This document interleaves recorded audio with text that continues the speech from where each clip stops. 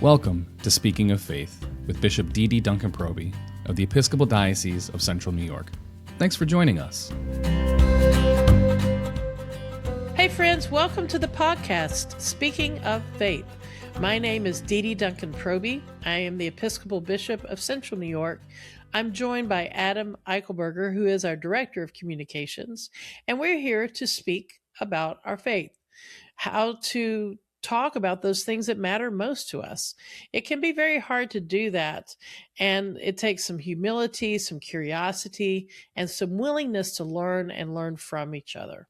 And so today we're going to talk about, in this time when there's so much happening in our world, where we may feel destabilized by watching the news, or sad, or anxious, or fearful, uncertain, all of these emotions that are just all around us.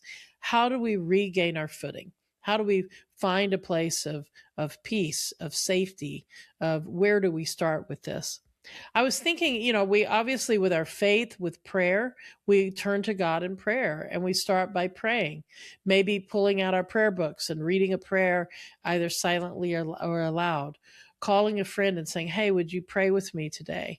Maybe going out and spending time in nature, walking in, tree therapy, going out and reconnecting, sitting in silence, turning all the noise off and just letting ourselves sit and be quiet.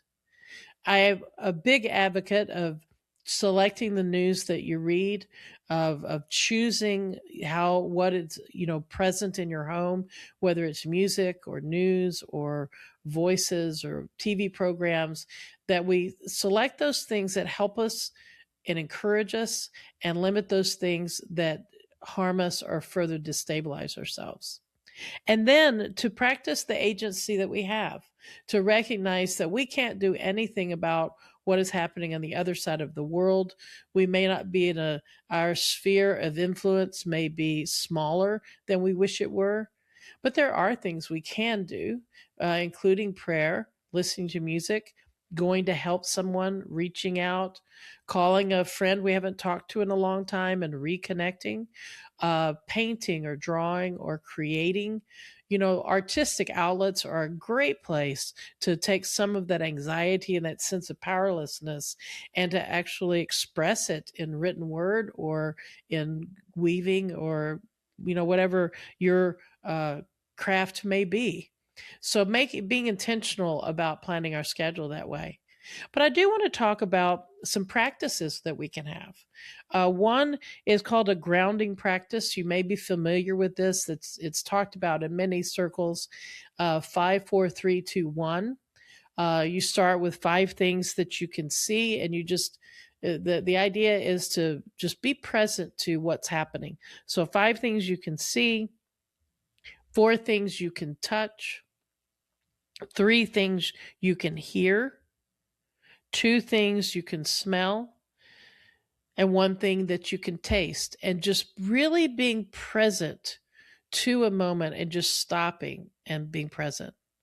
I've talked recently and often about prayer, prayer on breath, where we breathe in and breathe out. And as we breathe in, we have a mantra or a Bible verse or a phrase that we think when we breathe in slowly, and then breathe out slowly, thinking another phrase.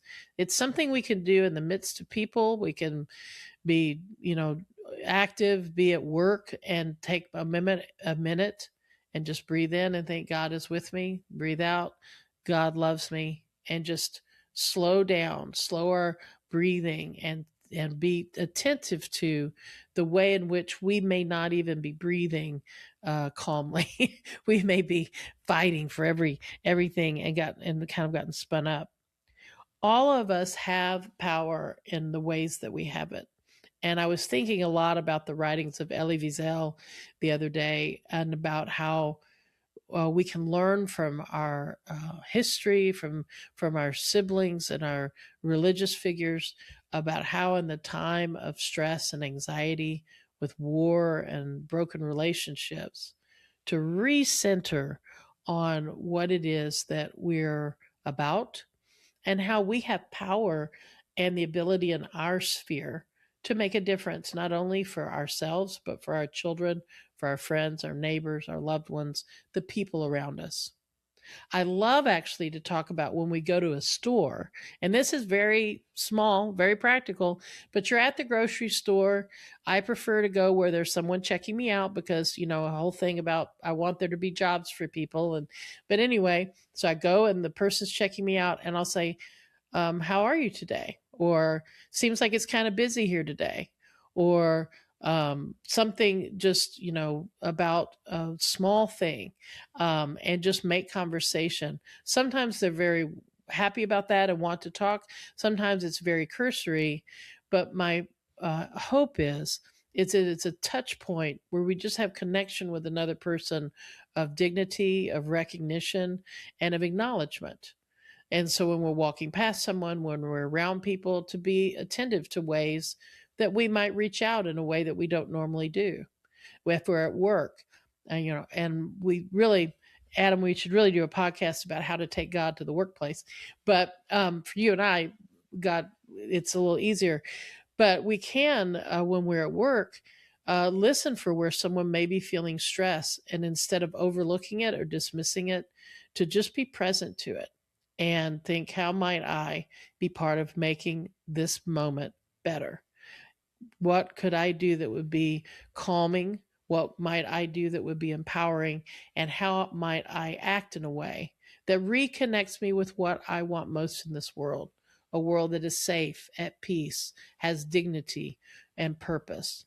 So all of us have the agency in our sphere to practice these things. And then, of course, as I said earlier, to limit the exposure to those things that make us feel powerless, to sleep, to exercise, to limit alcohol or caffeine, to limit those things that might steer us in the wrong direction for our lives. This is a moment when we need those touch points of dignity and hope, stability, safety, and power. So, Adam, I'm going to invite you into this conversation as we think about speaking of faith. How might we speak of our faith in ways that empower ourselves and others to reconnect with our greatest hopes? I think one of the great dangers, I'm going to speak for myself here, but I think Oh, that a yeah. lot of people can maybe agree with this.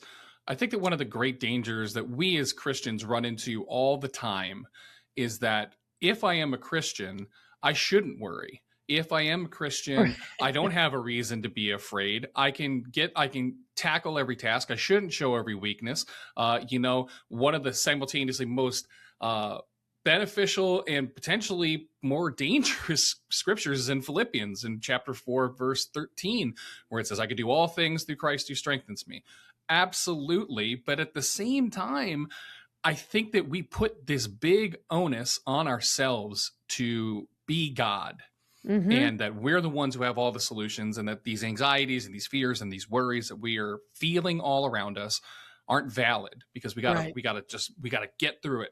And I think it's a really helpful reminder to me, and the reminder that Jesus himself, we believe, is God, but also fully human.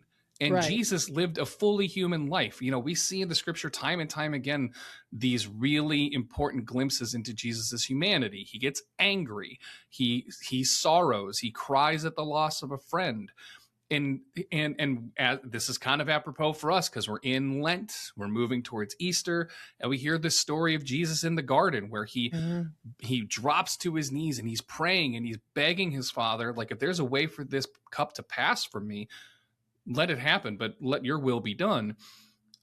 I think it's a really good reminder to take a step back and put ourselves in I would say the shoes, but we'll say the sandals of Jesus, and recognize that even he has to confront these things. And so do we. We have to live with our humanity.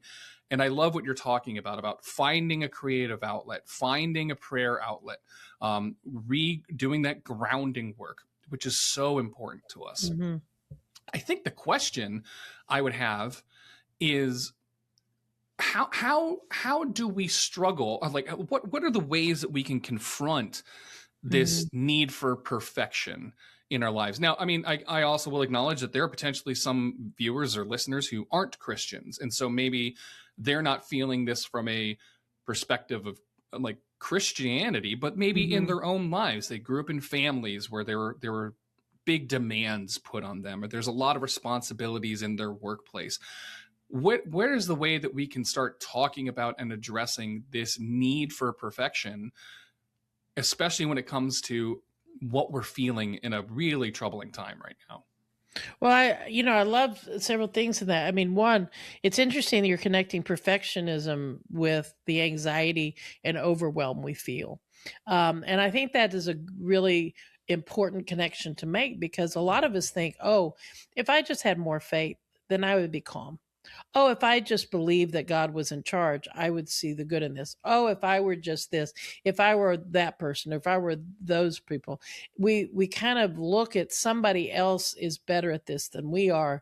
And so what's wrong with me that I'm feeling so anxious? Other people aren't, crying at night and feeling completely overwhelmed and having these feelings of complete anxiety. What's wrong with me?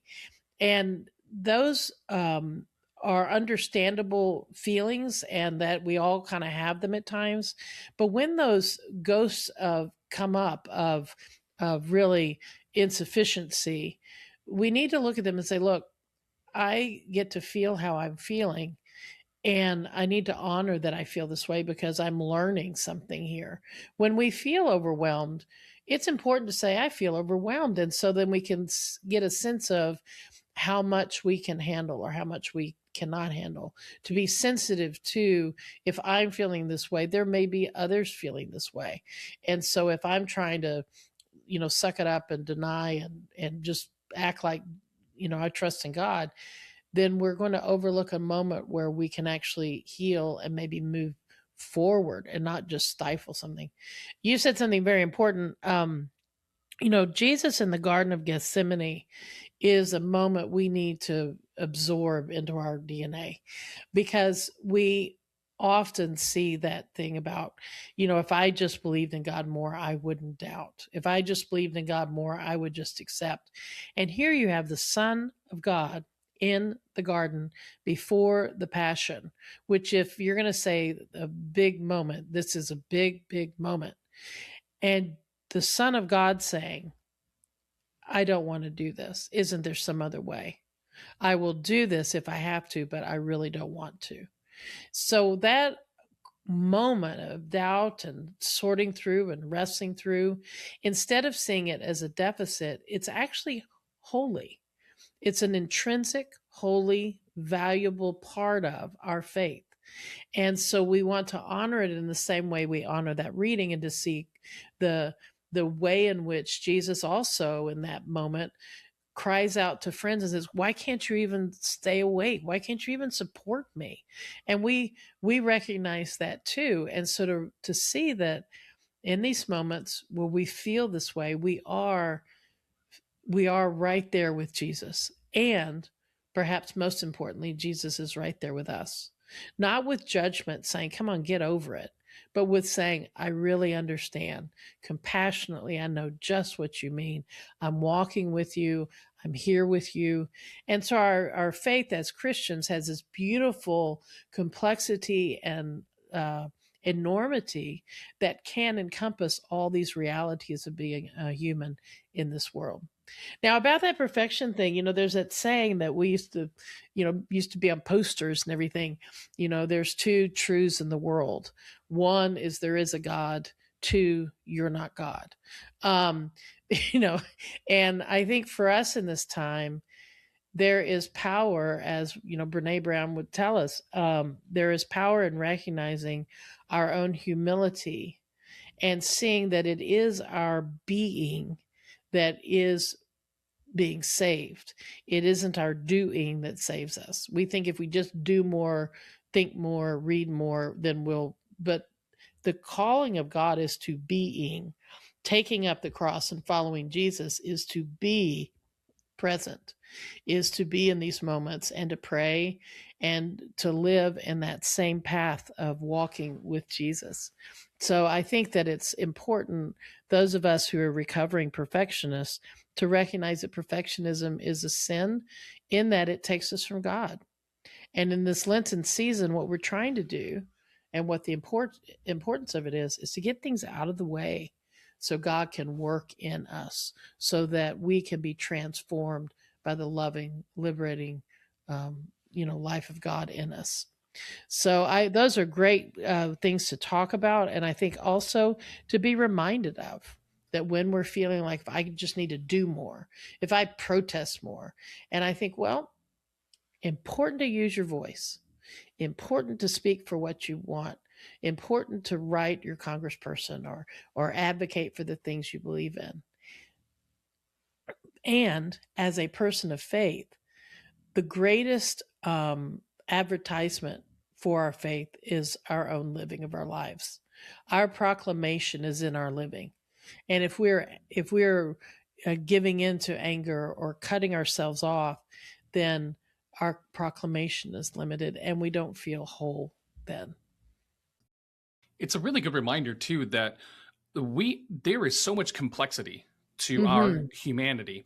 And there's one thing I wanted to key in on, and then something I wanted to share about some of the practices you talked about earlier. You brought up this great point that, especially when we see turmoil all over the world, in our country, in our communities, we feel compelled to act. And I want to make sure I'm going to speak for you. This is the one time I'm ever going to speak for you, Bishop, but I want to be clear for our viewers and our listeners. When we say that those things can be exhausting, nobody's saying that, like, don't protest, don't use your voice. That's right. Absolutely do.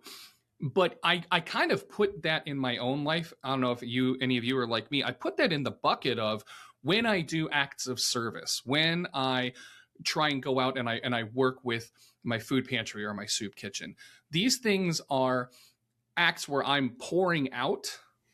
Mm-hmm. And it's really important for me to make sure that I'm refilling the bucket. Right. Because eventually, if I'm not doing that, if I'm not finding time for prayer, for stillness, I find that the next time I'm trying to go out and pour out, there's nothing in the bucket. Right. And that doesn't help anybody. One of the things that's been really helpful for me is right here. Sometimes, for those of you who are listening, I'm holding up my phone.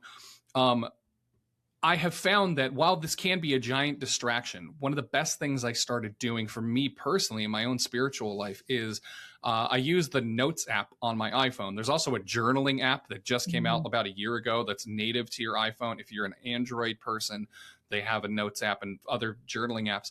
But taking inventory of stuff throughout the day, like at the end of my day, I try and make sure that I write down, like, what happened? What are some of the things that I did?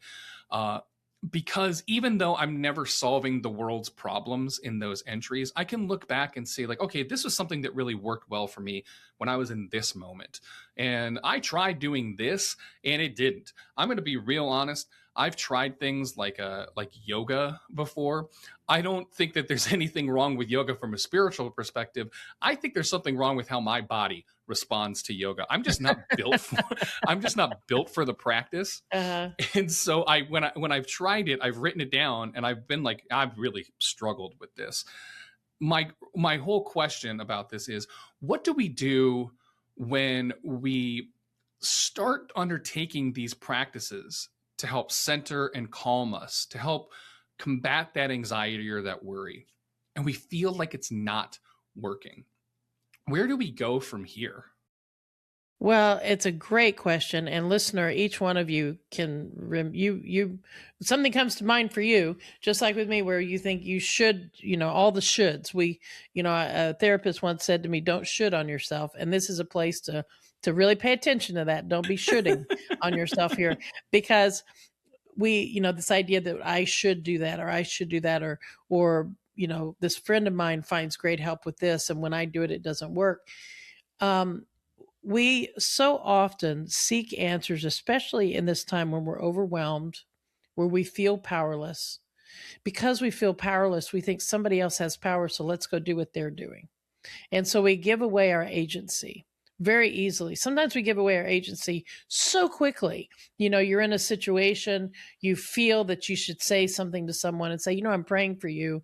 You doubt yourself, you withdraw, and then later you think, oh, I knew I should have believed myself. And sometimes you may do the wrong thing. And we get so caught up in our perfectionism of wanting to do the right thing that we give away our agency to do what we know to be true.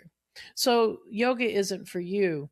That's a really helpful no. Sometimes no's really good. So no yoga, not helpful. Good. So there's one thing off the list. So now you have 4,622 other practices that you can now continue to investigate. So just because one thing doesn't work for us doesn't mean we failed or we need to conform ourselves to make it work. It means that's not the practice for us. It may be those who are listening that when you hear about the Notes app on your phone, I had a friend who set an alarm every hour. And when the ping, and he had it on the chime thing, whenever that went off, he had a prayer that he would say. It was a 2 or 3 sentence prayer. And so the alarm went off, he would say the prayer.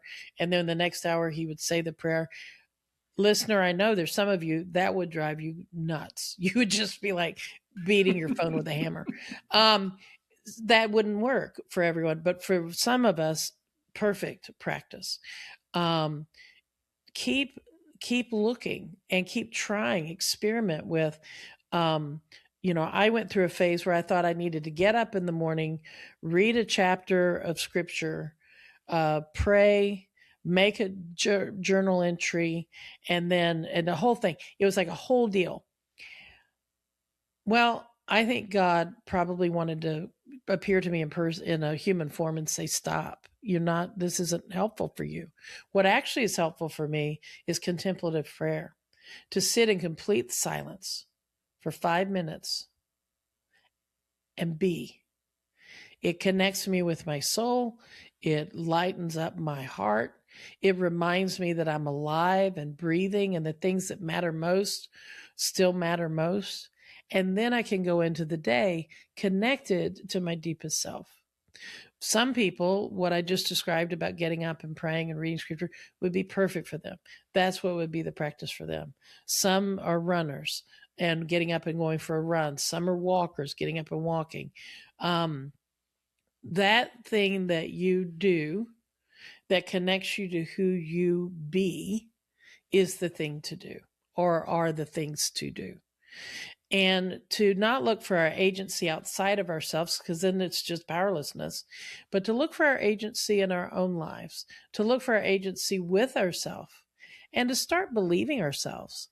I mean, all of this outward input where we're looking at someone else and saying, oh, they know better.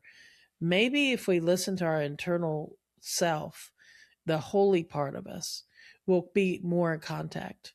And I'm not talking about a base mentality where we just give in to every base instinct.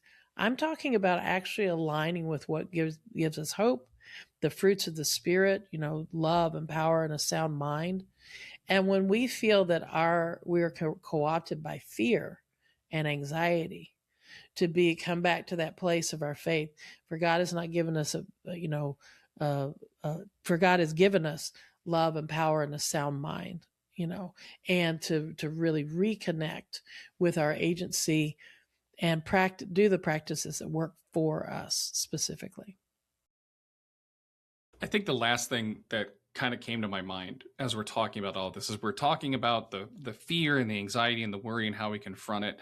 And we've talked about this on the show before. In fact, we have a whole episode about this, but I think it's really good to kind of, as we're landing the plane, revisit just really quickly, how do we deal from a spiritual perspective with the malaise, that feeling of like, I just can't do it anymore.